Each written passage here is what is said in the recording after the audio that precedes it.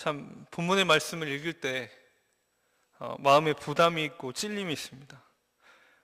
특별히 21절을 보면 그러면 다른 사람을 가르치는 네가 네 자신은 가르치지 아니하느냐라고 말씀하실 때 참 이 설교 단상에 있는 저는 하나님 앞에 저를 돌아볼 때 몸둘 바를 모르겠습니다.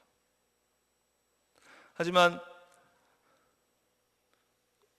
저 자신과 여러분을 위해서 이 본문 말씀을 더 진지하게 함께 나누기를 소원하고 성령 하나님께서 저 여러분에게 다시 한번 깊이 있게 말씀하여 주시기를 바랍니다. 로마서 1장과 2장에 나와 있는 1장에 그 율법 없이 범죄하며 자기 멋대로 살아가는 사람들을 향한 사도 바울의 신랄한 고발, 하나님께서 그들을 그냥 그 죄 짓는데 내버려 두시는 것이 최고의 형벌이라고, 그게 좋은 줄로 알고 살아가는 것이 가장 저주스러운 인생이라고 그렇게 이야기하는 것. 여러분, 마치 물 밖으로 뛰쳐나간 물고기에게 가장 큰 형벌이 무엇입니까? 그냥 몸부림치도록 내버려 두는 것입니다. 어쩌면 그 몸부림치는 물고기는 자기가 어떤 형편에 있는지 제대로 이해하지도 못하면서, 왜냐하면 물 밖을 경험해 본 적이 없거든요, 그렇게 죽어가면서 그렇게 자기의 저주스러운 마지막 숨을 거두게 될 것입니다. 이런 그 로마서 1장에 나와 있는 이 율법 없이 범죄하며 멋대로 살아가는, 하나님의 중심 되심을 부정하는, 마치 태양계를 떠나서 지구가 그 생명을 품을 수 없듯이 하나님의 중심 되심을 인정하지 않는 그 인생이 처할 수밖에 없는, 그 궤도를 잃고 어느 별인가 충돌할 수밖에 없는 그런 인생을 살고 있는 비참한 삶, 그것을 비유컨대 예수님께서 주신 비유로는 이 탕자의 비유에서 집 나간 둘째 아들에 비유할 수 있습니다.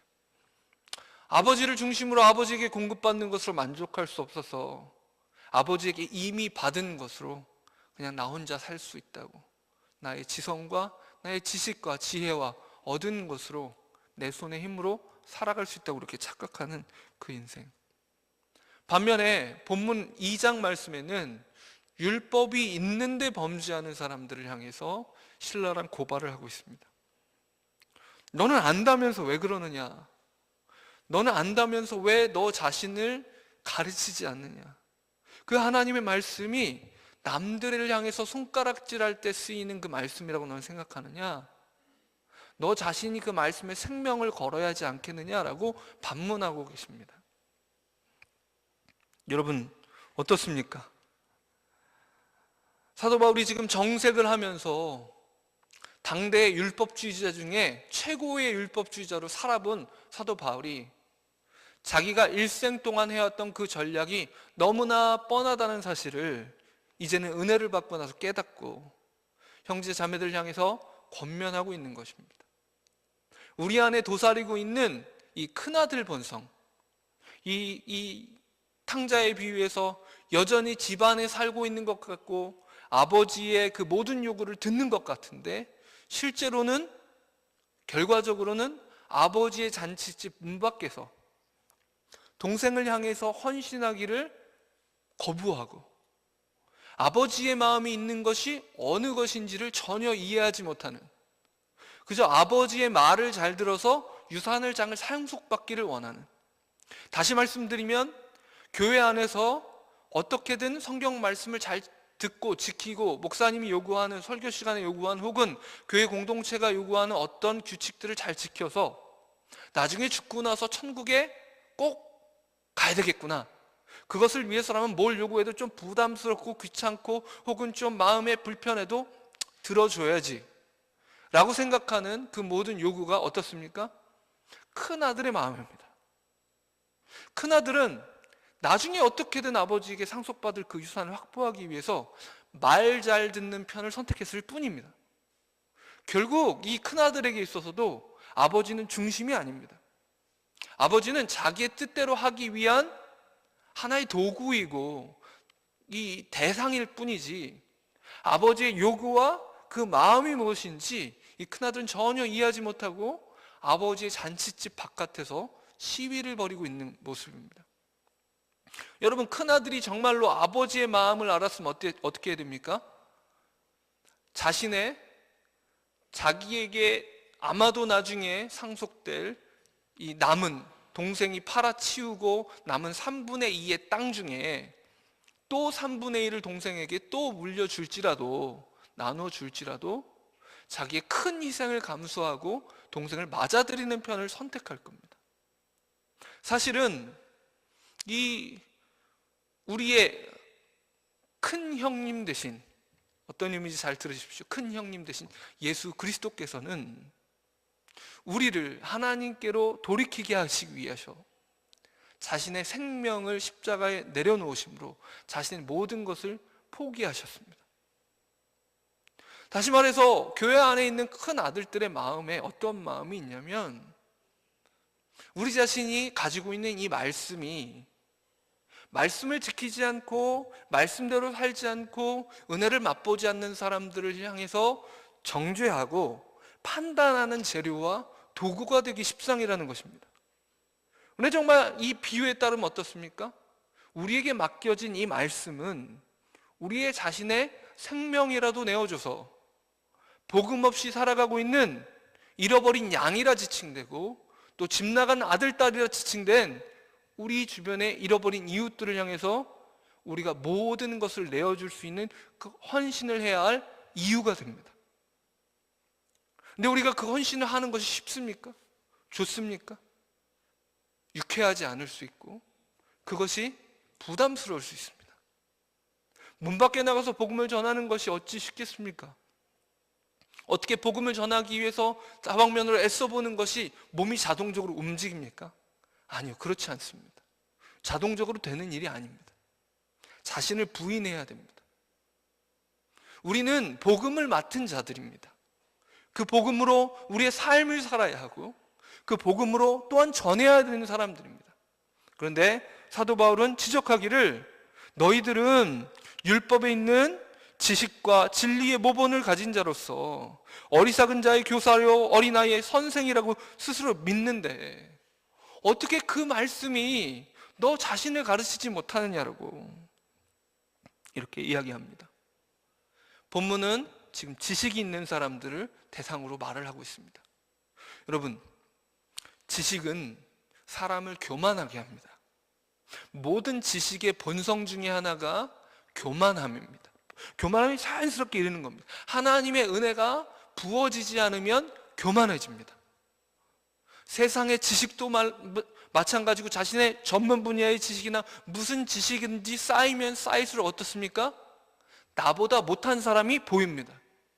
그래서 그 못한 사람을 밑으로, 하수로 보게 돼 있습니다.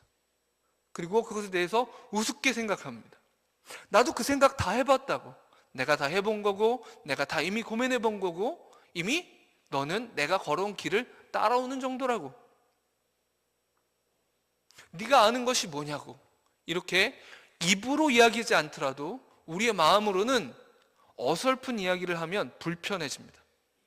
지식은 이렇게 지식 없는 자들을 향해서 비교하게 만듭니다. 그래서 지식은 남을 판단하는 잣대가 되고 내가 교만하게 되는 재료가 됩니다. 이것이 지식의 본성입니다. 여러분과 저를 돌아보십시오. 우리는 지식이 있는 자입니까? 성경 지식이든 세상의 지식이든 학식이 있든 어떤 지식이 있고 경험이 있고 경력이 있다고 믿으십니까? 그렇다면 우리는 상당한 위험에 처해 있는 사람들입니다. 우리는 교만해지기 가장 쉬운 사람들입니다. 저 자신은 예입니까? 아니요. 성경 지식을 더 알고 있다는 것이 얼마나 인생을 교만하게 만듭니까? 여러분, 그렇다면 은혜를 아는 것은 어떨까요? 은혜에 대한 경험적 지식은 어떨까요? 마찬가지입니다. 은혜를 아는 경험적 지식 또한 사람을 교만하게 만듭니다. 그래서 어떻게 하냐면 은혜를 맛보지 못한 사람들이 뭘 모르고 한다라고 생각할 때 정말 저건 뭘 모르고 이런다고, 도대체 왜 저러냐고 마음속에 한탄하는 마음이 생기기 마련입니다.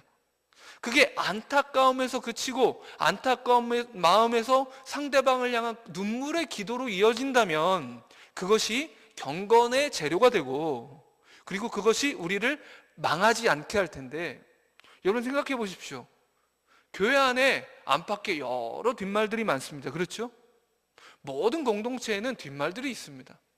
그런데 관찰해 보면 제 자신을 포함해서 누군가의 허물과 연약함과 실수들을 우리가 이야기하지 않을 수 없지요.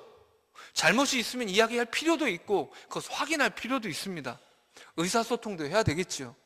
그런데 그 뒤에 이루어지는 게 무엇이냐면 한숨을 내쉬고 혀를 끌끌 차고 등을 돌려 헤어지는 일입니다. 그럼 어떻게 됩니까?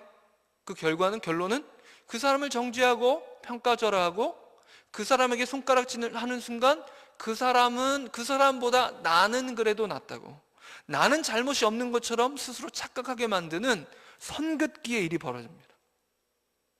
어떠한 일이든 공동체 안에 있는 허물과 연약함에 대해서 얘기할 때 우리는 정말 마음 깊이 그 누구랑 얘기하든 그 이야기를 한 뒤에 우리 잠시 그 형제를 위해, 자매를 위해 기도합시다 라고 이야기하고 그 자리에서 무릎 꿇을 수 있어야 합니다. 그런데 여러분, 이게요 쉽지가 않아요. 어색합니다. 심지어는 목회자들 사이에서도 우리 성도들을 염려할 때, 이 성도는 믿음이 연약하고 어떻고 이렇게 얘기할 수 있고 허물이나 혹은 실수를 얘기할 수 있습니다. 목회적인 의사소통입니다. 하지만 그러고 나서 함께, 그러니 그 형제를 위해서, 자매를 위해서, 그 집사님을 위해서, 누군가를 위해서 기도합시다. 바로 기도하는 일이 쉽지가 않더라고요. 우리 마음속에 있는 이 교만이 그렇게 하고 말도록 자주 이끕니다. 유대인에 불리는 율법을 의지하며 하나님을 자랑하며 율법의 교훈을 받아 하나님의 뜻을 알고 지극히 선한 것을 분간하는 사람들이, 여러분 이 표현을 보십시오. 얼마나 놀랍고 아름답습니까? 이렇게 됐으면 좋겠습니다. 율법을 하나님의 말씀을 의지하고 하나님을 자기의 자랑으로 삼고 하나님의 말씀을 따라 선악과를 분별할 줄 아는 사람, 하나님의 은혜가 무엇인지를 아는 사람, 얼마나 좋습니까? 그런데 그 사람들이 빠져있는 이 율법 지식에 의한 교만에 대해서 본문을 지적하고 있습니다. 율법을 할 때 하나님이 중심이 되지 않는 삶. 여러분, 끊임없이 우리는 이 위기 속에 처해 있는 사람들입니다. 여러분, 사람이 경건해질수록, 은혜를 맛볼수록 죄는 더 간교하고 간사하게 우리에게 접근합니다. 사단은 우는 사자처럼 우리를 삼키려고 하고 광명한 천사의 모습과 같이 우리에게 다가와서 우리를 속입니다. 영적으로 미숙할 때는 뻔히 보이는 전략으로 우리를 속일지 모르지만 우리가 은혜를 맛보고 하나님의 말씀을 맛보기 시작하면 내가 교회를 위한 열심이라고 생각하고 하나님을 향한 열심이라고 생각하는 바로 그 재료로 우리 자신이 속고 망하게 되는 것을 볼 수 있습니다. 우리 부흥회 때 송태근 목사님이 예로 들어주신 이 사울 왕의 예가 그렇지 않습니까? 하나님께 제사를 드리겠다고 하나님께서 말씀하신 그 아말렉의 소와 양들을 보존해서 하나님께 드리겠다고. 여러분, 얼마나 좋은 명분입니까? 하나님의 말씀과 상관없는 명분입니다. 하나님의 뜻과 상관없는 나의 성의입니다. 나의 열정이고 나의 열심입니다. 여러분, 끊임없이 경건에 이를수록, 그리고 영적인 진보에 이를수록 죄는 간교하게 이렇게 우리에게 다가섭니다. 우리를 속입니다. 그래서 매일매일 우리는 두렵고 떨림으로 우리에게 주어진 이 구원을 이루기 위해 애써야 합니다. 그런데 여러분, 지식이 어떻게 우리를 속이는가? 참된 믿음은요, 전 인격이 필요합니다. 마음과 뜻과 정성과 힘과 의지, 모든 것이 하나님께 드려져야 합니다. 우리 짐승과 사람을 대표적으로 구분하는 세 가지 표지를 철학자들이 들면 이렇습니다. 지성과 감성과 의지입니다. 우리가 지식이 없으면 무엇이 선한지 나쁜지 분별할 수 없겠죠. 우리의 마음에 사랑이 없으면, 열정이 없으면 우리 마음에 기관차가 없는 것과 같습니다. 추진력이 없어집니다. 우리가 의지가 없으면 어떠한 일을 결정해서 행할 수 없습니다. 한번 보겠습니다. 이 사단은 끊임없이 우리에게 파편적이고 왜곡된 믿음으로 우리를 이끌어가는 그런 전략을 쓰는데, 오늘 본문에서 주로 지적하고 있는 것은 지식에만 의존한 지식에만 의존한 믿음입니다. 하나님 말씀을 향한, 율법을 향한 많은 지식을 알고 있되 그 말씀을 향한 지식이 그 사랑으로 이어지지 않는 겁니다. 하지만 지식이 있기 때문에, 알기 때문에, 여러분 어떻습니까? 어떤 전공이든 그 대학에서 학부에서 전공을 하면 이런다고 얘기하죠. 농담처럼 이 분야에 있어서는 뭔가를 아주 잘 아는 것처럼 여긴다고. 그 다음에 대학원을 나오면, 석사를 나오면 내가 조금 모르는 것이 있다. 그리고 박사학위를 하면 이런답니다. 저는 안 해봤지만 내가 모르는 것이 얼마나 많은가를 알게 된답니다. 여러분, 그런 것처럼 어설픈 지식들이 얼마나 자기 자신을 이렇게 교만하게 만드는지 모릅니다. 그런데 이 지식을 가지고 마치 알면 그걸 할 수 있는 것처럼, 언젠가 제 그 상담을 가르치신 선생님이 이런 예를 드신 적이 있어요. 임상 상담을 해서 그야말로 석사학위도 그 당시에는 없었던 분인데, 제자가 이제 유학을 가서 박사학위를 상담하고 박사학위를 땄어요. 그리고 나서 이제 임상 상담을 하면서 전화를 합니다. 형님, 이거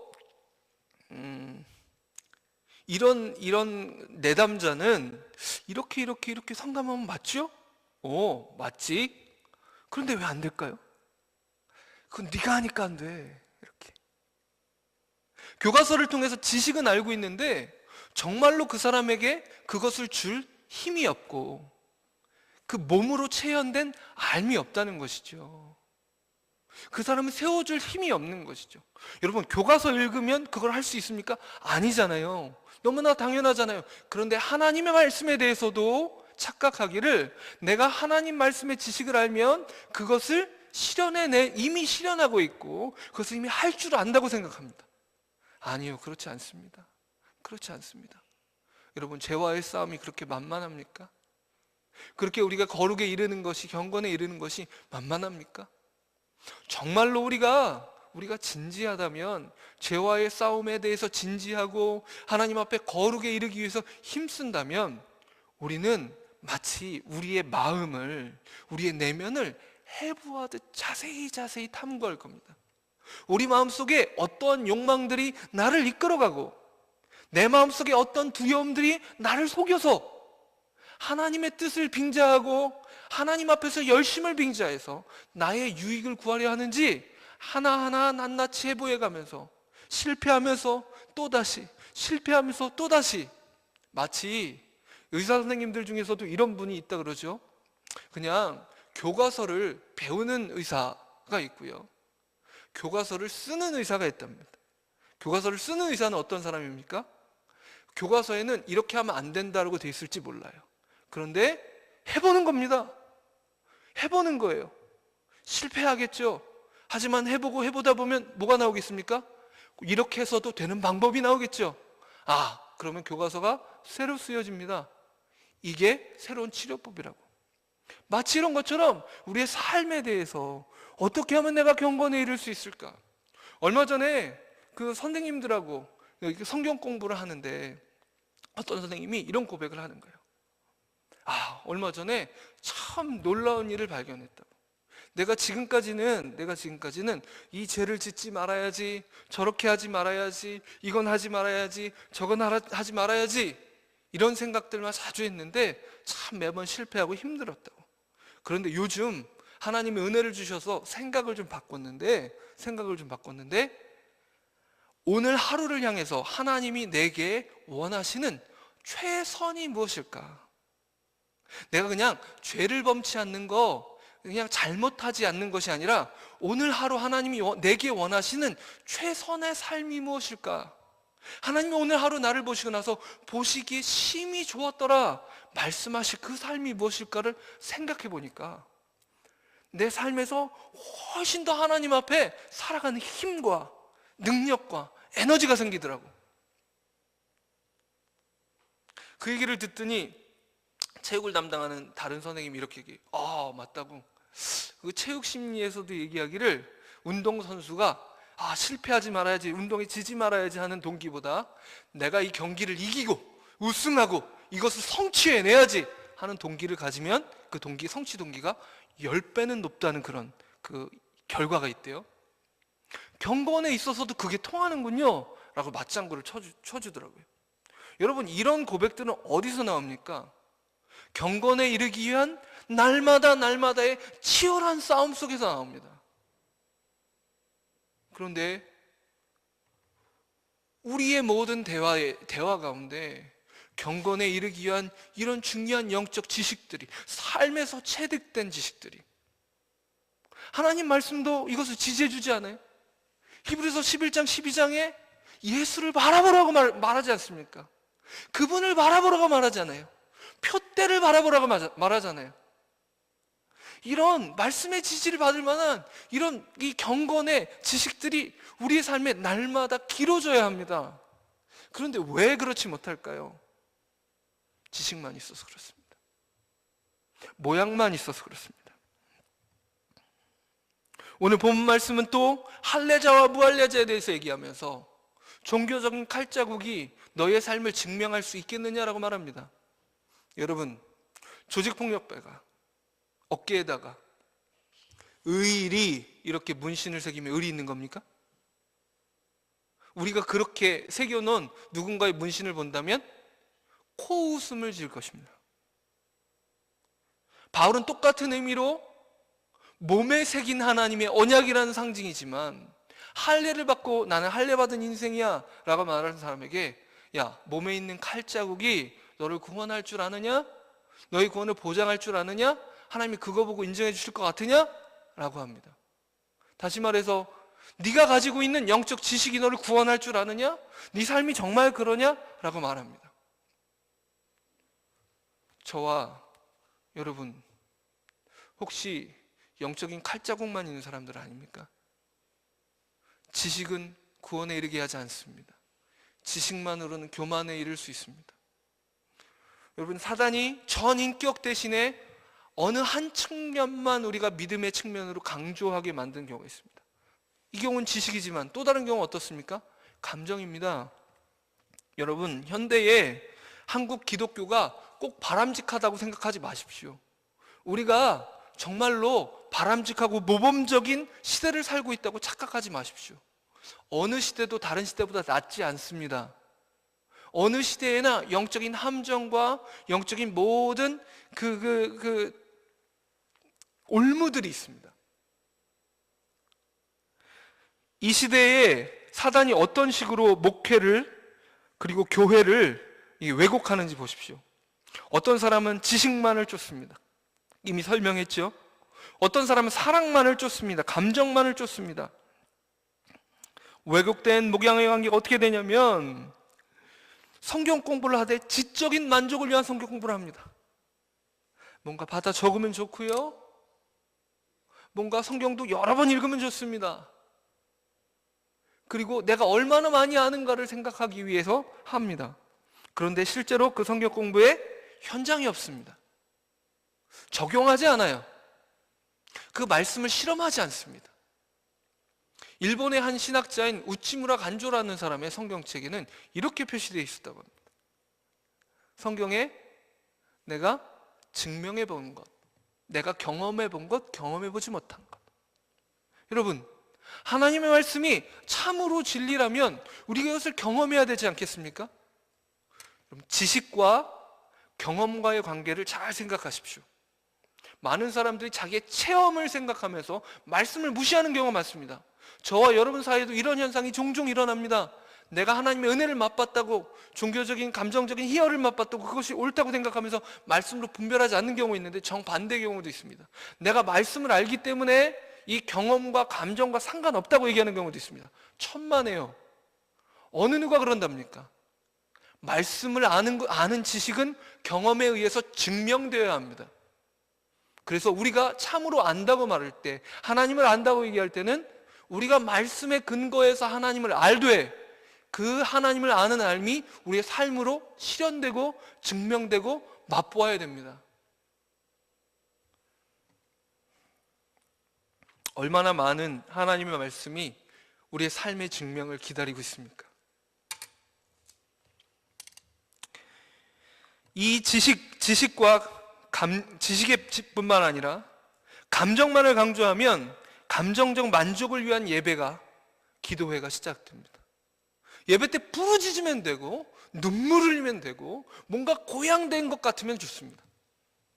그러면서 제가 그 연변과학기술대학교의 김진경 총장님이라는 분이 계세요. 그런데 그분이 이제 서울의 내수성교회에서 하는 한 청년 세미나에서 이런 북한 교회와 이런 그 상황에 대한 얘기를 하시면서 나는 이해할 수 없다고 이렇게 얘기한 것 중에 하나가 무엇이었냐면, 이제 그걸 무조건 비판하는 것이 아니라 돌아보아야 한다는 겁니다. 기도회를 할 때 왜 반주를 하냐고 물어보시더라고요. 왜냐하면 실제적으로 그 중국의 상황 또 북한의 상황은 기도회를 한다고 해서 반주할 수 있는 상황이 아니거든요. 그 심리를 자세히 뜯어다 보면 이 반주를 할 때 뭔가 다른 사람의 기도 소리가 들리지 않게 편안하게 기도한다라는 실용적인 목적이 있을 수도 있지만, 뭔가 음악이 있으면 어떻습니까? 마음이 고양되잖아요. 그죠? 마음이 뭔가 채워진 것 같고, 뭔가 내 기도가 떠듬거려도 뭔가 좀 풀리지 않는 것 같아도 그냥 뭔가 시간이 채워지는, 공간이 채워지는, 정서가 채워지는 느낌이 들 수 있거든요. 그 느낌으로 대신 하나님과의 그 관계의 공허함을 채우고자 하는 것이 아니냐라고 반문하는 그런 반문이 있었습니다. 생각해 볼 만한 것 같습니다. 감정적 만족을 위한 예배와 기도에서 설교는 쇼입니다. 얼마나 재밌는 얘기를 하느냐, 얼마나 즐겁게 하느냐. 그리고 또 지성이 믿음의 전부인 것처럼 생각해서 성경 공부만 하고 내용에만 집착하고 성경 지식에만 집착하는 교회, 혹은 감정에만 집중해서 쇼처럼 변해버린 예배, 그 외에 또 어떤 것이 있냐면 이 행위만을 간주해서, 의지에 해당되죠. 행위만을 강조해서 이걸 해야 되고 저걸 해야 되고 이걸 해야 되고 저걸 해야 되고 이걸 해야 되고 저걸 해야 되고 끊임없이 행동의 목록들만 제시하는 그런 현대판 율법주의의 교회들이 있습니다. 현대판 율법주의의 새로운 버전이 있는데 그건 행사입니다. 이벤트입니다. 항상 떠들썩한 행사들을 합니다. 그리고 그 행사들을 통해서 우리 교회는 뭔가 된다고 생각합니다. 그 행사에 구원이 있습니까? 그 행사 자체가 은혜를 보장합니까? 아니요, 그렇지 않습니다. 성도의 교제도 필요하고 함께함도 필요하지만 그것 자체가 믿음을 대변해주지 않습니다. 그냥 만에 하나 우려지만 이번에 추수감사절 구역 찬양대회도 지나친 과열로 하나님께 대한 감사가 아닌 누가 더 잘 부르느냐라고 된다면 그거 뭡니까? 행사와 이벤트라는 우상을 하나 만드는 겁니다. 우리 구역장님들은 더 기도해 주십시오. 그러지 않으면 우리가 이 추수감사절의 예배당에 우상 하나 세워 올릴 수 있습니다. 안 그러시라 믿지만 우리 안에 있는 함정이니까 알고 갔으면 좋겠습니다. 참된 암과 지식과 사랑, 종교적인 칼자국 같은 그 할례가 아닌 이 참된 믿음은 죽는 신용이 아닙니다. 죽어야 합니다. 종교적 형식은 죽는 신용일 뿐이지 날마다 자아의 죽음을 맞이하는 것과는 다릅니다. 죽음 이외에는 방법이 없습니다. 여러분, 예수님의 십자가는 그저 우리의 죄를 대속하기 위한 것만이 아닙니다. 예수님의 십자가는 우리 자신이 죽기 위한 것입니다.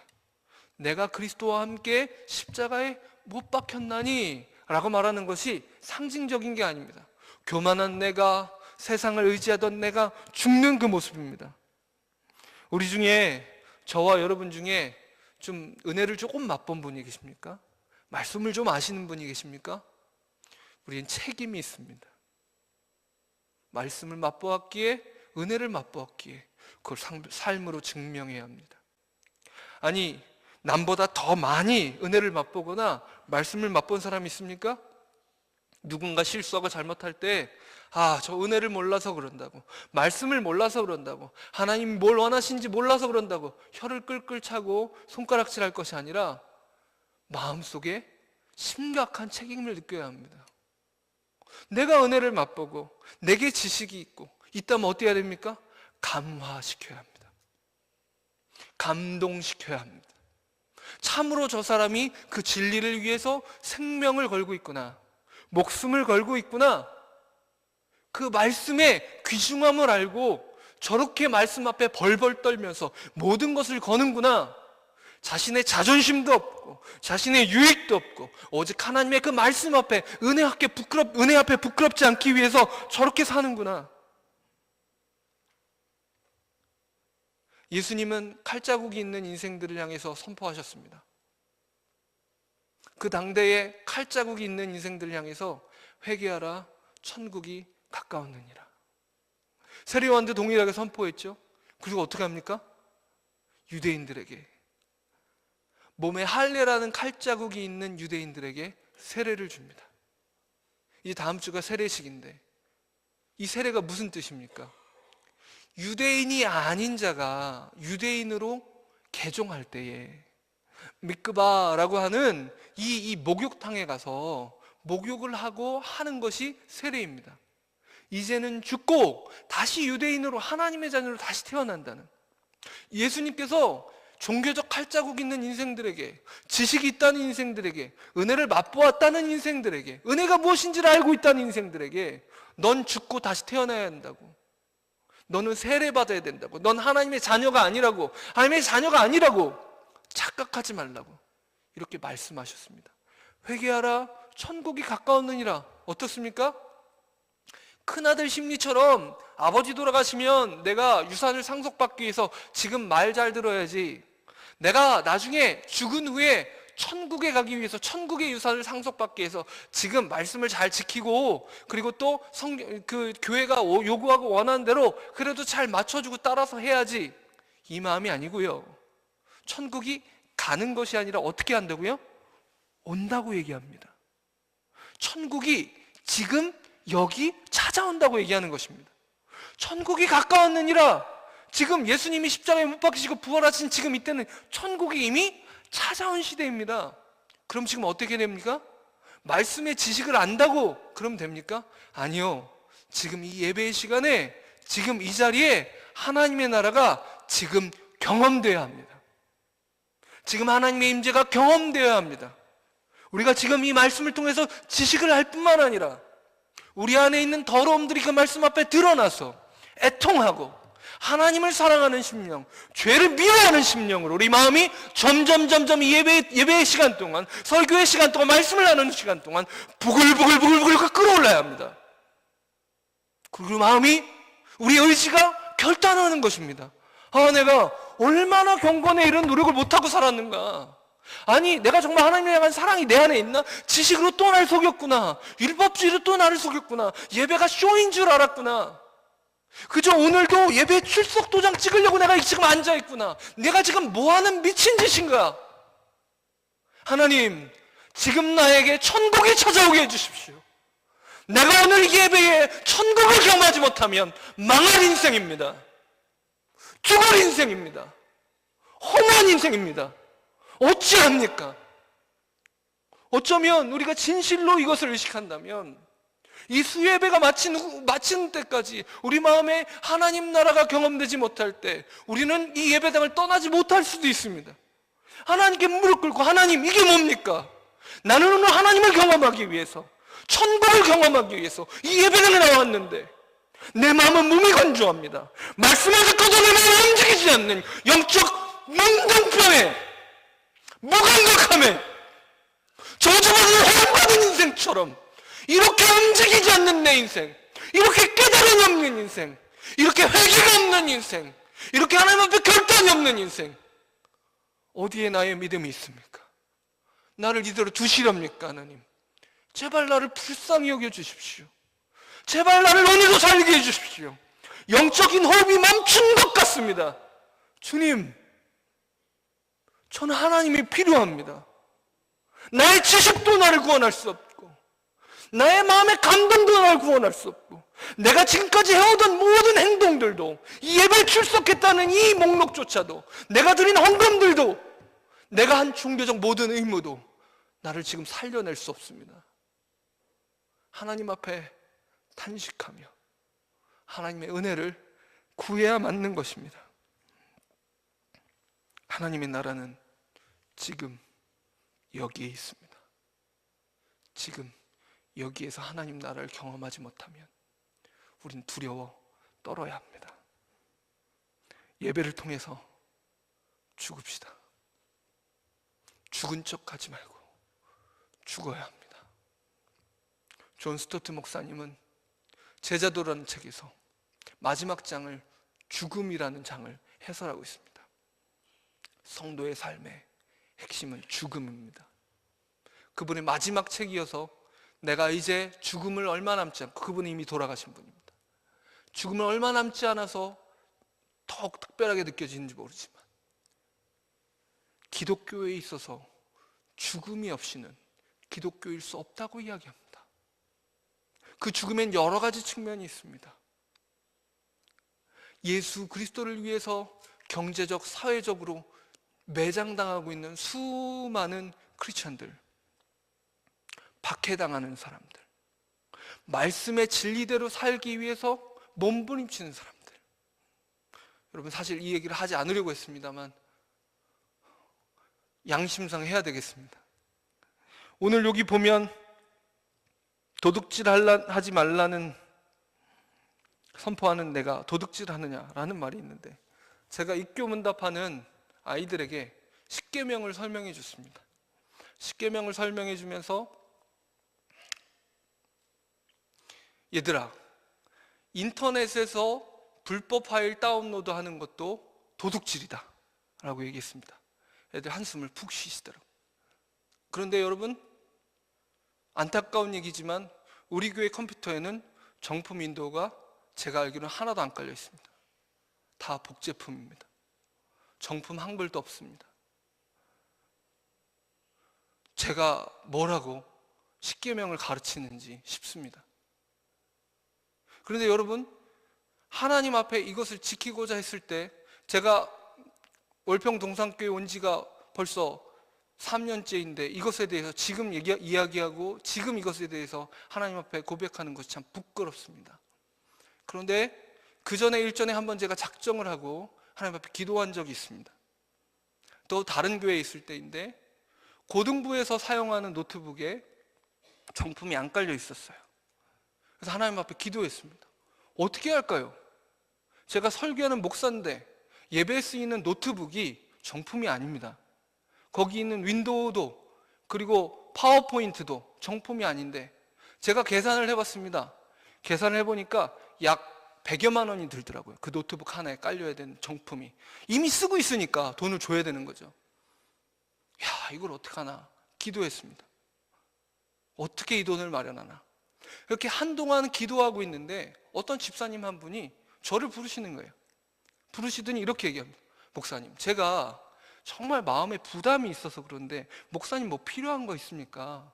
제가 돈을 좀 드리겠습니다. 그러면서 100여만 원을 저한테 주는 겁니다. 제 마음속에 무슨 생각이 들겠습니까? 이 돈이 그 돈이다.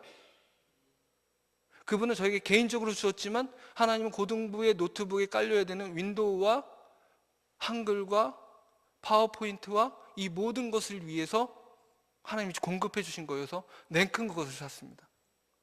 그리고 그 고등부 학생들 앞에서 하나님이 이렇게 응답하셨다라고 고백했습니다.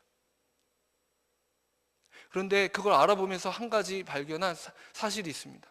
좀 불합리해 보였어요. 왜냐하면 교회에서도 기업용 소프트웨어를 산다는 게 불합리해 보여서 좀 어떻게 교회를 위한 따로 이게 있나 싶어서 찾아봤더니, 실제로 기독교 윤리 실천 운동에서 수년 전 얘기입니다. 2007년인가 하는 얘기인데, 한번 정직운동해서 진행한 적이 있습니다. 마이크로소프트사와 한글과 컴퓨터사, 아마 두 사를 다 컨택을 해가지고 연락을 해가지고 교회용 프로모션을 했어요.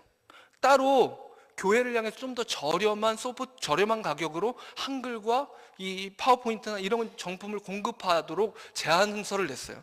그 제안을 받아들여서 그 회사들이 그 프로모션을 진행했는데 한 번 하고 진행이 안 됐습니다. 왜 그랬을까요? 교회들이 그렇게 싼 값으로도 안 샀어요. 그냥 복제해서 계속 쓰고 있는 겁니다. 여러분, 남의 일이 아닙니다. 어떻게 불법 소프트웨어만 그 일이겠습니까? 오늘 이 일이 다 우리 얘기입니다. 간음하지 말라 하는 내가 간음하느냐?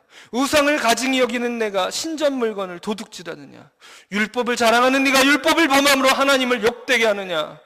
기록된 바와 같이 하나님의 이름이 너희 때문에 이방인 중에서 모독을 받는도다. 우리 때문입니다. 우리 때문입니다. 우리 때문입니다. 저와 여러분 때문에 하나님의 이름이 바닥에 짓밟히고 있습니다. 함께 기도하시겠습니다.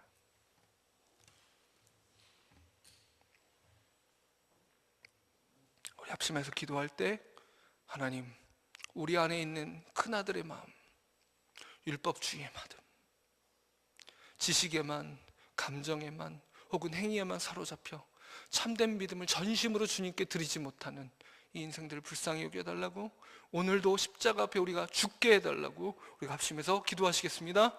하나님 아버지, 이 시간에 주님 앞에 죽기를 원합니다. 십자가 앞에 죽게 하여 주시옵소서. 내 욕망을 부인하고 나의 거짓을 고백하고 나의 이 위선을 고백하고 주님 앞에 나가기를 원합니다. 주님, 이것이 무엇입니까? 왜 이렇게 주님의 이름을 욕보이면서 삽니까? 하루를 더 사는 만큼, 하루를 더 숨쉬는 만큼, 우리가 말하는 만큼, 행하는 만큼 죄를 하나님께 쌓아놓고 있습니다.